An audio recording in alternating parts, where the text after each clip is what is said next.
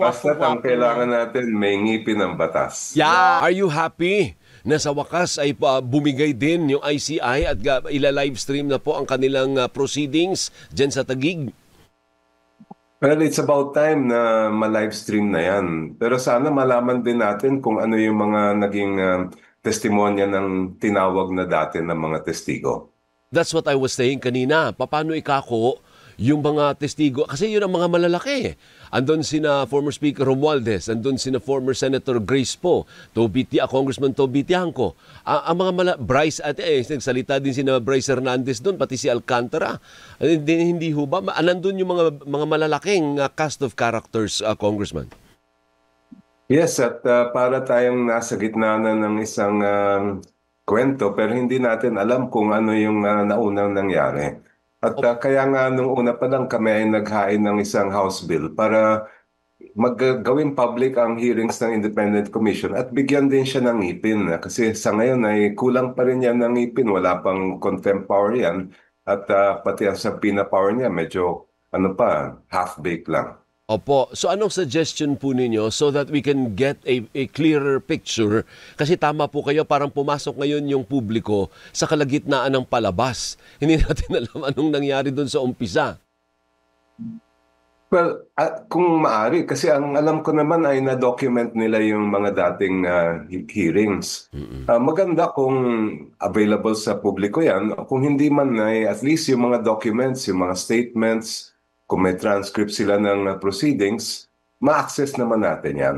Opo. Naniniwala din po ba kayo, Congressman Chel, sa concern naman ng iba na parang magmala-circus yung mangyari at baka masira ang pangalan ng ilan sa mga haharap kapag yan ay ni-livestream? Hindi naman. Kasi para sa akin, mas dapat iting ang right natin, ang karapatan natin na malaman yung buong katotohanan. At meron naman pa rin magagawa at makokontrol ng Independent Commission yung proceedings. Kung talagang kinakailangan, general rule, dapat public talaga ang hearings. Pero kung kinakailangan na magkaroon ng executive session, pwede naman yon. Yun lang, ay ang nangyari kasi baliktad eh. Hindi natin alam yung nangyayari sa loob at lahat nagtataka kung ano na ba ang status nitong investigasyon. It's about time na buksan na to at malaman din natin yung nangyari dati. Opo, but moving forward, Kong, ano pa ang iba ninyong suggestion sa ICI para nang sa ganon ay ma-realize natin yung full benefit ng live streaming? I wonder though kung papayagan yung mga major television stations to do their own live. Kasi may capability din kami na i-live hindi lang magbe-base doon kung ano yung pinapa-live stream nung ICI. Tama yun at hindi natin alam. Maganda kung maitanong din ng media sa ICI yan kung okay ba sa kanila so that you can set up. But aside from that kasi, yung aming, yung purpose sana ng bill namin ay hindi lang flood control projects ang tingnan nitong Independent Commission. Kasi meron din tayong nakukuha mga balita na yung ibang mga public works ng DPWH ay marami rin mga question at marami rin issues ng corruption. At yung isa rin na binigay namin na power sa gusto namin maita yung Independent Commission ay meron siyang sunset clause. Hanggang 2 years ang kanyang buhay bilang komisyon. Opo. Pero sa ngayon kasi ito ay gawa lang ng Pangulo, depende talaga yan sa discretion ng executive natin. Opo, so mas gusto po ninyong palawakin pa po na hindi lang flood control projects, kung hindi iba pang related din sa infrastructure. Yes, dahil sabi nga di ba, parang tip of the iceberg lang daw ang mga flood control projects at kailangan natin malaman yung kabuuan mga anomalya kung meron man sa DPWH para magkaroon ng pananagutan. Yan yung matagal na rin natin iniintay. At meron pa kaming isang panawagan sana, Alvin Opo. na gamitin ng pamahalaan yung kanilang kapangyarihan sa ilalim ng forfeiture laws, yung Republic Act 1379. Ano nga yun? Ipaliwanag nyo nga kung ano ibig sabihin ng forfeiture sa mga kababayan natin. Ang forfeiture, ano yan kasong civilian, so hindi naman kailangan na intayin pa yung mga criminal cases. Pwede nang i-file ng Solicitor General yan, basta't may ebidensya na yung isang opisyal ng pamahalaan ay may ill-gotten wealth. So ito ay ibang mekanismo sa ilalim ng batas para mabawi natin yung ninakaw na pera ng isang opisyal. At ito ay hindi naman kailangan na magkaroon ng kasong kriminal basta't may ebidensya na halimbawa sa SALN ito lang ang kinikita ng isang opisyal. Pero nakita natin sa social media, meron pala siyang Ferrari, meron pala siyang mamahalin na relo na worth 10 million. Ayun ay ebidensya na may ill-gotten wealth ang isang opisyal at dapat bawiin yon. So for example, itong mga taga DPWH, halimbawa yung Bryce Hernandez, example lang po ito, I'm not saying na ito yung pwedeng gawin, pero pwede din na gawin ng gobyerno. Nakita naman natin, nagbabalik nga siya ng iba't ibang properties, hindi ho ba? Yung sinasabi ni Kong, yung forfeiture doon, baka may iba pa siyang ari-arian na hindi akma sa sweldo niya, pwede na agad siyang sampahan ng kaso for forfeiture para makuha na natin antemano bago pa man masolusyonan o ma-resolve ang criminal cases.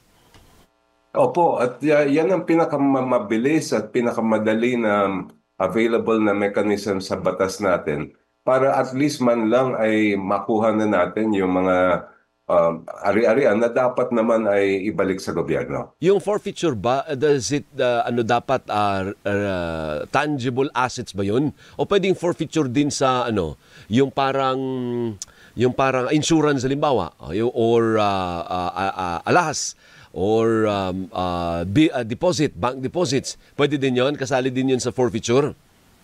Opo, hindi lang naman real property ang kasama dyan, pati ang mga personal properties. Pasok doon ang mga jewelry at iba't ibang mga ari-arian.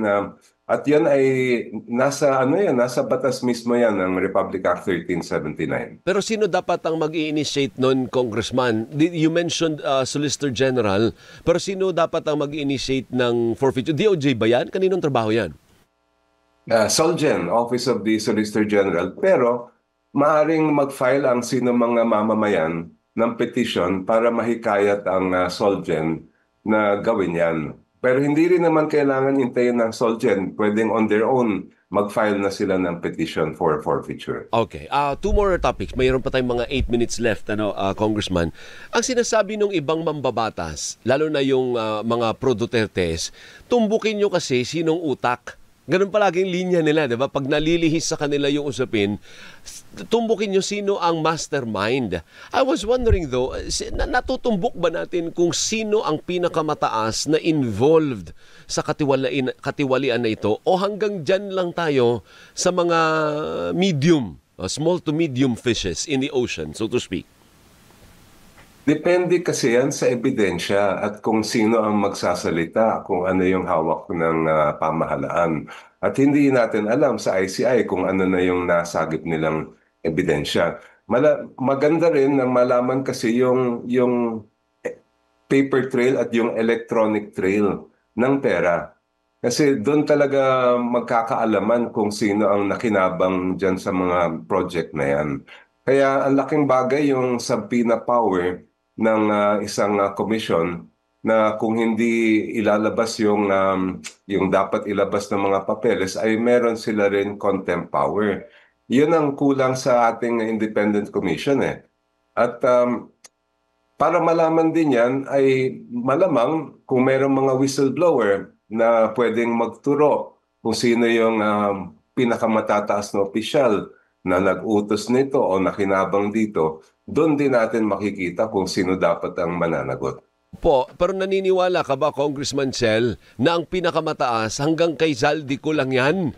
O hindi, it goes all the way up hanggang sa pinakatuktok, meron pang mga taong involved? Alvin, kung titingnan natin kasi yung sitwasyon, di ba, mismo ang kwento nila Bryce noon nung humarap sila sa Kongreso ay galing pa nagsimula pa ito sa budget. Ibig sabihin ay doon pa lang ay meron ng mga nagsasama-sama, nagko-conspire para makuha nga yung pera at nakawin yung pera ng ating pamahalaan, ng mga public funds. I don't think that a crime like this can be done without higher-ups being involved. Pero syempre, ano natin yan, ano? Parang pinapresume natin yan. Ang kailangan at kaya nga tayo may independent commission at kaya rin kami nag-file ng House Bill 4453 para mismong makuha yung kailangan na ebidensya para mapatunayan yan sa husgado. Ayan si Doris, so tama yung term niya, tamang duda, hanggang tamang hinala lang tayo. I think dapat maintindihan ng mga kababayan natin, Congressman Chel, na madali kasing magpangalan na, hindi, malamang si Kwan involved yan. By the way, malamang. Pero ang kailangan natin ebidensya kasi, dahil kung wala namang ebidensya, madidismiss lang po yan Hindi sa dulo. tatayo. Hindi Hindi tatayo. tatayo. Pero sa pantahan natin, hindi ako naniniwala. Mukhang may ano yan, may sangkot yan, may alam yan. Oo, parang open secret naman na nangyayari yan. Pero ano ebidensya mo? hindi pwede ang open secret sa korte. Yun na nga, di ba, Kong Chel? Yun at kailangan syempre kung kasong kriminal yan ay proof beyond reasonable doubt. Medyo mataas ang standard. Pero balikan ko yung forfeiture. Yung forfeiture, hindi naman kailangan ng proof beyond reasonable doubt yun. Ang kailangan lang dun ay preponderance of evidence dahil civil case lang yun. Madaling mapatunayan yun. Opo. So kung kung may ebidensya na ang ICI na may mga ill-gotten wealth ang mga opisyal, dapat habulin na yon at filean na ng forfeiture case. Pero yung forfeiture na yun, Congressman, parang guilty ka na rin kasi the fact na nabawi sa'yo ang mga ari-arian na yun, parang ang implication nun, guilty ka. Saan mo kinuha ang perang pinambili mo nun galing sa kurakot? Kasi hindi naman kaya ng sweldo mo eh. Parang ganun pa rin yung implication nun, di ba? Yes, at yun ang susunod dapat na hakbang na tuluyan na ng kasong kriminal. Oo. Pero kung hindi po mapatunayan yung hinila ng mga gamit niya, pwede bang ibalik pa sa kanya? Pero siyempre, hindi naman i-declare na forfeited yung ari-arian niya kung wala naman sapat na ebidensya na talagang ill-gotten yun. Yun. Mabuti yan at makikita na natin dapat yung mga salin ng opisyal dahil yun ang isang magiging basehan kung sa anong lehitimong kinikita niya. Tapos titingnan natin kung ano yung mga pinapakita nilang at ano mismo yung mga kanyang ari-arian. At doon natin malalaman kung may ill-gotten wealth yung opisyal. Ayun, sige.